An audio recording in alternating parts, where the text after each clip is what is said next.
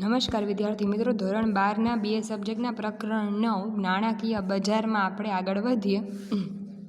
આપણે ગૌણ બજારનો જોયું હતું. આ વસ્તુ અહીંયા છે કે ભારતમાં સૌથી જૂના અને પ્રથમ શેર બજારની શરૂઆત 9 જુલાઈ 1875ના દિવસેથી નેટિવ શેર અને સ્ટોક બ્રોકર્સ એસોસિએશન, કે જે આજે બોમ્બે સ્ટોક એક્સચેન્જ તરીકે ઓળખાય છે, એમાં અમદાવાદમાં પણ આ શેર બજાર શરૂ થયું હતું.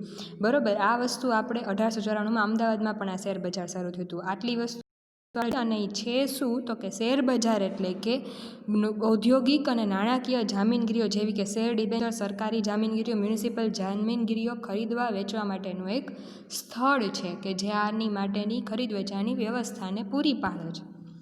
એની લાક્ષણિકતાઓ જોવાની છે. પહેલું તો કે છે શું તો કે એક નોંધાયેલ કોર્પોરેટ સંસ્થા, એટલે કે એઝ અ કંપની તમે એને કહી શકો, એક પ્રકારની કંપની કે જામીનગીરીઓના વ્યવહારમાં નિયમન કે નિયંત્રણ લાવવા સ્થાપવામાં આવતી નોંધાયેલી કોર્પોરેટ સંસ્થા.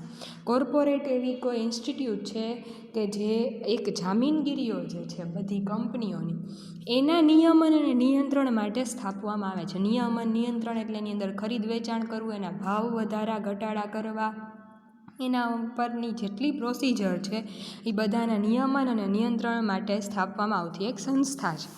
બીજું, સરકારની મંજૂરી. 1956ના જામીનગીરી કરાર ધારા એટલે કે જામીનગીરી નિયમન ધારા અનુસાર શેર બજારોએ કેન્દ્ર સરકારની મંજૂરી લેવી પડે છે. આ બોમ્બે સ્ટોક એક્સચેન્જ જે વાત કરી, ભલે 1894માં અમદાવાદમાં સ્થપાઈ ગયું, પણ એના પછી એવા જેટલા સ્ટોક એક્સચેન્જ આવ્યા એ બધાને સરકારની મંજૂરી લેવી પડે છે કે અમારે આવું સ્ટોક એક્સચેન્જ નાખવું. કોઈ એમનેમ કોઈ સ્ટોક એક્સચેન્જ અસ્તિત્વમાં આવે નહીં. કેન્દ્ર સરકાર દ્વારા અને એની મંજૂરીથી અસ્તિત્વમાં આવે.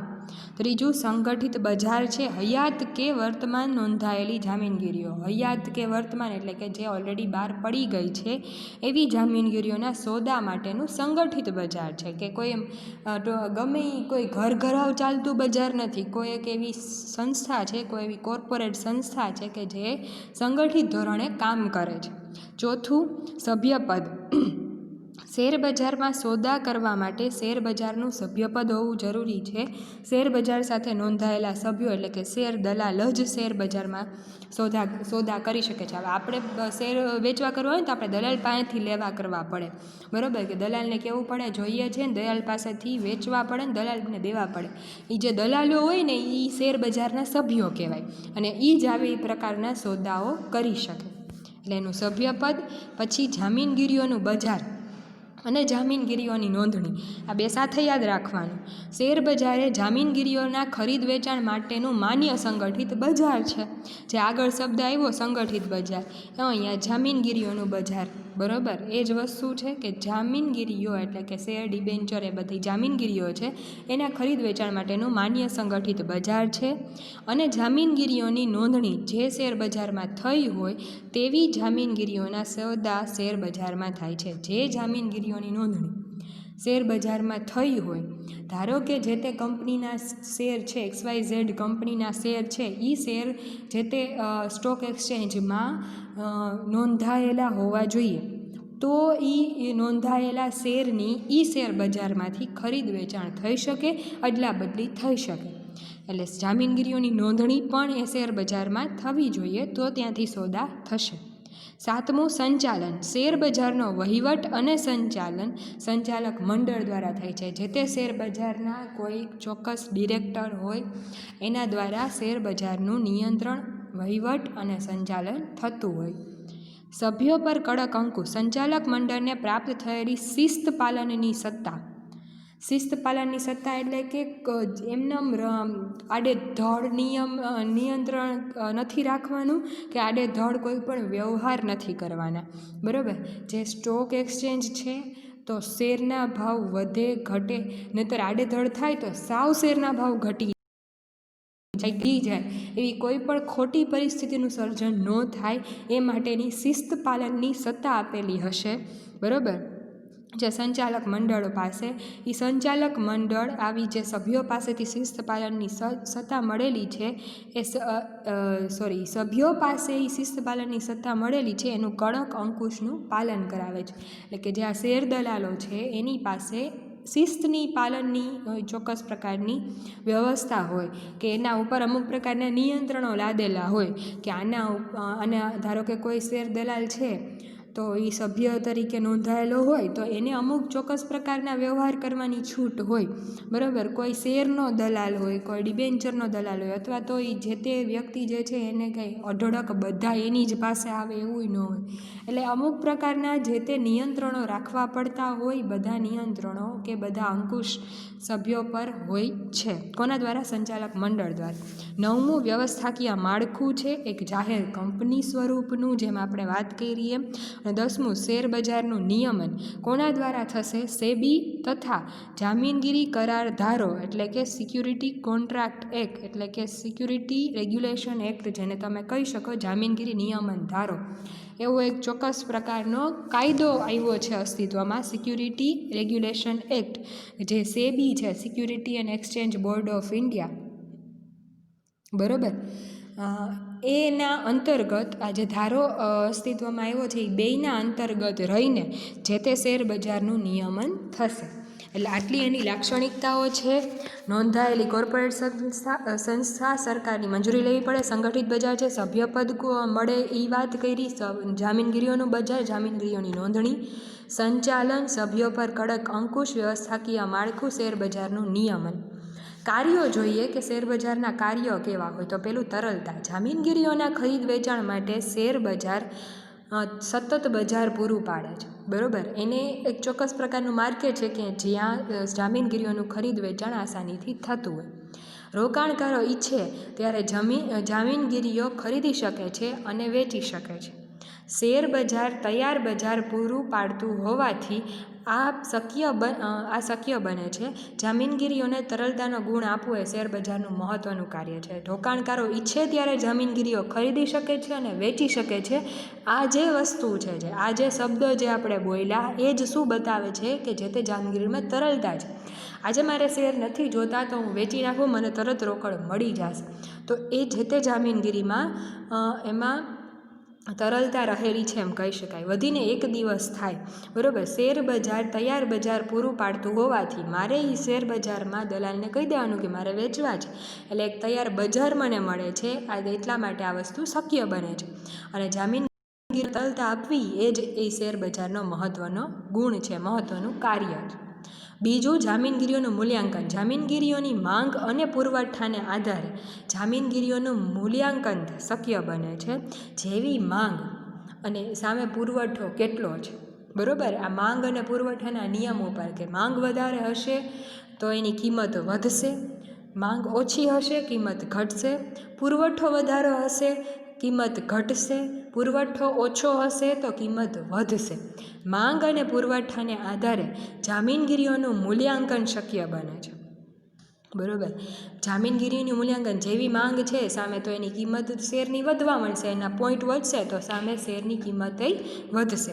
રોકાણકારો તેમની જામીનગીરીઓનું મૂલ્ય જાણી શકે છે. આજે જે તે કંપનીના, અત્યારે ધારો કે એમ કહું કે રિલાયન્સે આ જે તે પર્ટિક્યુલર આઈપીઓનું નામ આપું કે આજે આઈપીઓ બહાર પાડેલો હતો, એના અત્યારે ભાવ શું છે, ત્યારે એના ભાવ શું હતા ને અત્યારે એના ભાવ શું છે, બરાબર. તો અત્યારે જે એના ભાવ છે એ કોના આધારે નક્કી થયેલા હોય, અને એ નથી જરૂરી કે આજે એક દિવસમાં સેમ રહે, સવારે અલગ હોય તો બપોરે અલગ હોય, બરાબર. એટલે જેવી માંગ અને જેવો એનો પુરવઠો એના ઉપરથી શેરના ભાવ નક્કી થતા હોય. તો એ જે ભાવ નક્કી થાય છે એનું મૂલ્યાંકન કર્યું કહેવાય. રોકાણકારો તેમની જામીનગીરીઓનું મૂલ્ય જાણી શકે છે. સરકાર અને લેણદારોને પણ જામીનગીરીઓનું મૂલ્યાંકન ઉપયોગી થઈ શકે છે. સરકાર અને લેણદારો કે જેની પાસેથી પૈસા જેને આપણે પૈસા દેવાના હોય, બરાબર, એ લેણદારો અને સરકાર, જે તે કંપની હોય, બરાબર. તો કંપનીના લેણદારો હોય તો એને કંપનીના શેર કેટલા છે, શેરના ભાવ કેવા છે, એના ઉપર એના બીજા નિર્ણયો કામ લાગે. કારણ કે જો શેરના ભાવ ઓછા હશે તો કંપની ધીરે ધીરે નીચે જાય છે એમ ગણતરીમાં આવશે, પણ જો શેરના ભાવ વધતા હશે તો લેણદારોને ટેન્શન નહીં રહે કે આની પાસેથી મને મારા નાણાં નહીં મળે, બરાબર. લેણદારો, સરકાર એ બધાની ઉપર કંપનીના શેરના ભાવની અસર થશે. અન્ય પરિબળો જેવા કે કંપની દ્વારા જાહેર થતું ડિવિડન્ડ જામીનગીરીઓનું મૂલ્યાંકન કરવામાં મહત્ત્વના છે. અન્ય પરિબળો જેવા કે કંપની દ્વારા જાહેર થતું ડિવિડન્ડ જે છે એ જાહેર થાય, બરાબર, એ પણ જામીનગીરીઓનું ડિવિડન્ડ કેવું જાહેર કરે છે એના ઉપર પણ જામીનગીરીનું મૂલ્યાંકનમાં પ્લસ માઇનસ થતું રહે, બરાબર. એટલે આ પ્રકારે જામીનગીરીનું મૂલ્યાંકન. પછી ત્રીજું, બચતોનું મૂડીમાં રૂપાંતર. સમાજની જે વ્યક્તિઓ પાસે બચતો છે અને જામીનગીરીમાં રોકાણ કરવા ઈચ્છે છે, આજે મારી પાસે 10,000 રૂપિયો પડ્યો તો હું કહું જે તે કંપનીના 10,000 રૂપિયાના શેર લઈ, બરાબર, તો મારી જામીનગીરીમાં મારા બચતને મેં જામીનગીરીમાં રોક્યા, તેઓ જામીનગીરીઓ સરળતાથી ખરીદી શકે છે અને વેચી શકે છે. હવે આજે એ 10,000ના મેં જે શેર લીધા એનો કાલે ભાવ 11 થઈ ગયો તો હું કાલે વેચીને કાલ બીજી કંપનીના લઈ લઈશ. આ તો જસ્ટ એક્ઝામ્પલ આપું છું. આ રીતેની સાયકલ હોય, ખરીદી શકું છું, વેચી શકું છું. એટલે મારી જે બચત છે એનું હું મૂડીમાં રૂપાંતર કરું છું.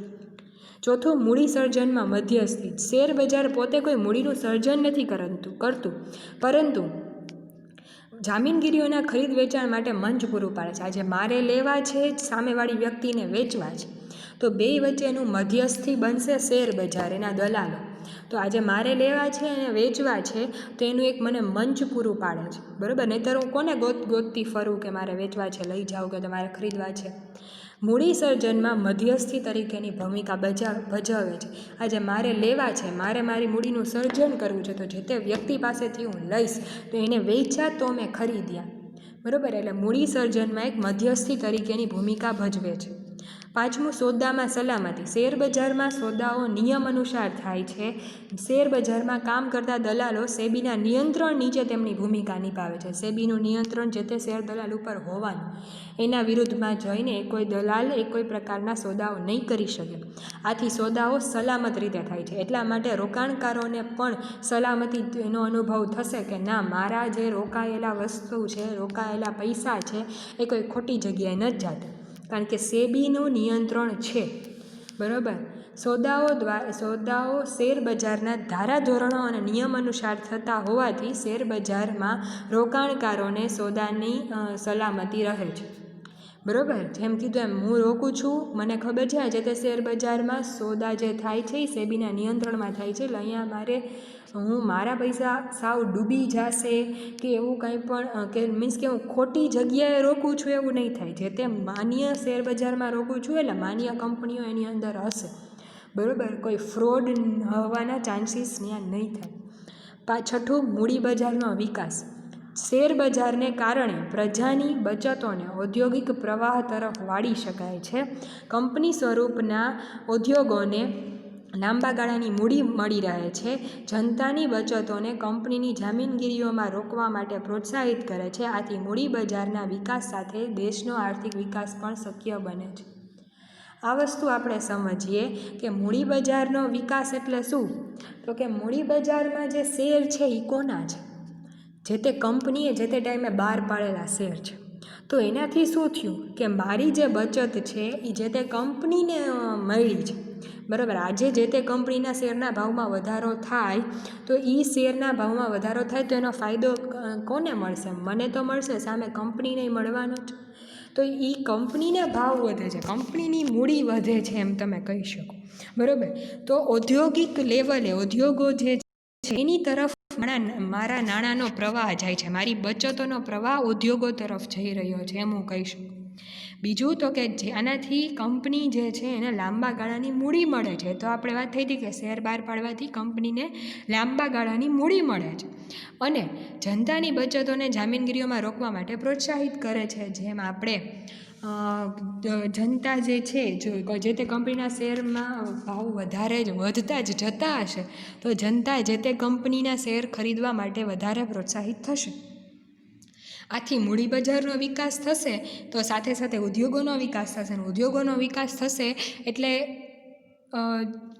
આર્થિક લેવલે જ્યારે દેશ જે છે એની જે તે દેશ જે છે એનો આર્થિક વિકાસ શક્ય બનશે, કારણ કે ઉદ્યોગોના વિકાસથી એની આવકમાં વધારો થાય.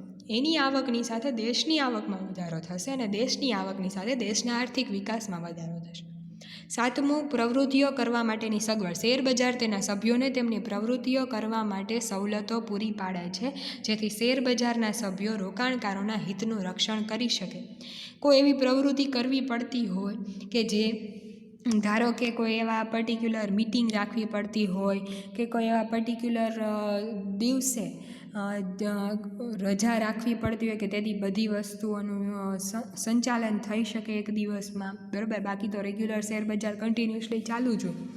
તો આ બધી જે બાબતો છે કે એવી જે કોઈ પણ પ્રવૃત્તિઓ કરવા માટેની સવલતો શેરબજાર એના સભ્યોને, એના શેર દલાલોને પૂરી પાડે છે અને જે કરીને શેરબજારના સભ્યો રોકાણકારોના હિતનું રક્ષણ કરી શકે, રોકાણકારોનું હિત જળવાઈ શકે. ધારો કે જે તે કંપની, પર્ટિક્યુલર એક કોઈ કંપનીને લઈ લ્યો કે જેના શેર મેં ખરીદ્યા, સામે વેચ્યા કેટલા, તો એ બે વચ્ચેનું જે આ દરરોજનું ટ્રાન્ઝેક્શન છે એનો રેકોર્ડ રાખવો પડે, બરાબર. એની જે તે કંપનીમાં જાણ થતી હોય રોજને રોજ, ભલે બધું ડિજિટલી થતું હોય પણ થતું તો હોય.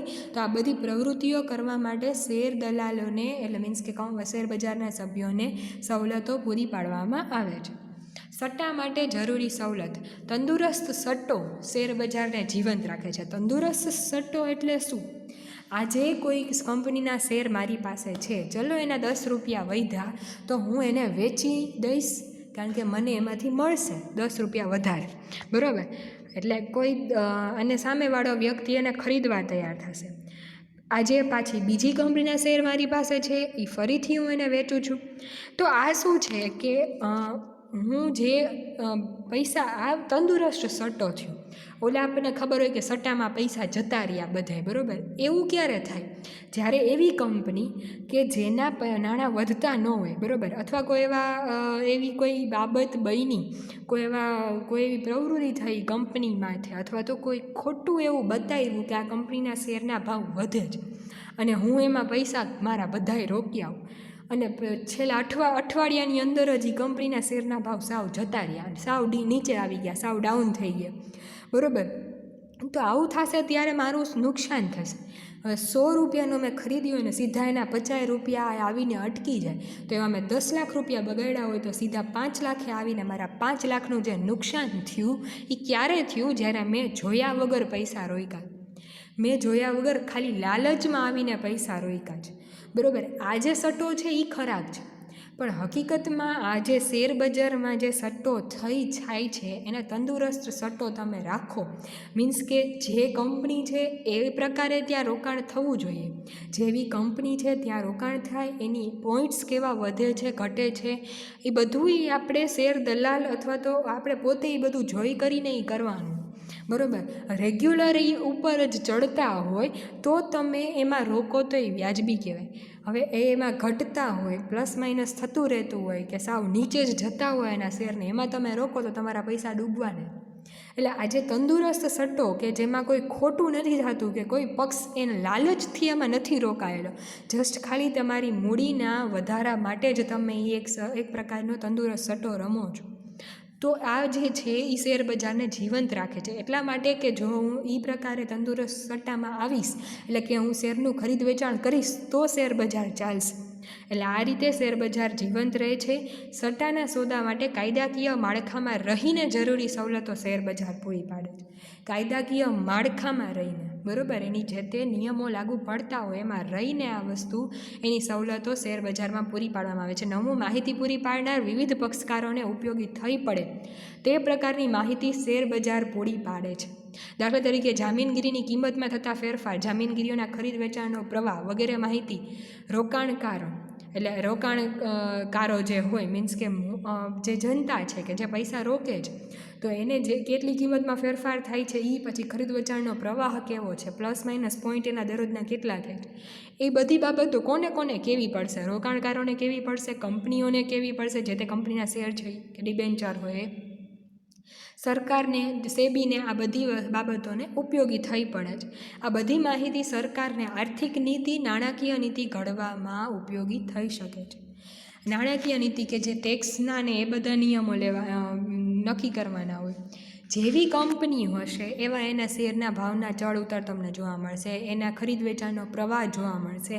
જો શેર બજાર સાવ ઠપ થઈ જશે એવા કોઈ કારણને લીધે, ધારો કે આ કોરોના આવ્યો તો શરૂઆતમાં વધતું હતું, પછી જે છે વચ્ચેનો ગાળો એવો આવ્યો કે સાવ મંદી આવી ગઈ, તો એ જે એવા કોઈ પણ ફેરફાર કે એવી કોઈ પણ આફતના, એવી કોઈ પણ આપત્તિના કારણે જો શેર બજાર સાવ ડાઉન આખું જાય છે, તો ત્યારે શેર બજારને ઊંચું લઈ આવવા માટે સરકારે એવી કોઈક નીતિ લઈ આવવી પડશે કે જેનાથી રોકાણકારો એ શેરમાં પાછા નાણાં રોકવા પ્રોત્સાહિત થાય. તો આવી અમુક પ્રકારની નીતિઓ, સરકારી આર્થિક નીતિઓ અને નાણાકીય નીતિઓના ઘડતરમાં આ માહિતી ઉપયોગી થશે. આ ઉપરાંત કંપની અને રાષ્ટ્રની આર્થિક પરિસ્થિતિ અને વિકાસ સૂચવે છે. જેવા શેર બજારના ભાવ પ્લસ માઇનસ થશે એના લીધે કંપની જે તે છે એનું કેવું છે બજારમાં શાખ, એનું મૂલ્ય કેવું છે એ આવશે, અને એના કારણે એનો નફો અને એનો આવક કેટલો ભવિષ્યમાં થશે એનો આપણે અંદાજ લગાવી શકીએ, અને એના કારણે દેશનો વિકાસ પણ સાથે તમે સાંકળી શકો. એટલે દેશની અને કંપનીની આર્થિક પરિસ્થિતિ અને વિકાસ આના લીધે તમને ખબર પડશે. દેશની આર્થિક પરિસ્થિતિ દર્શાવતો અરીસો છે, જેમ કીધું એમ.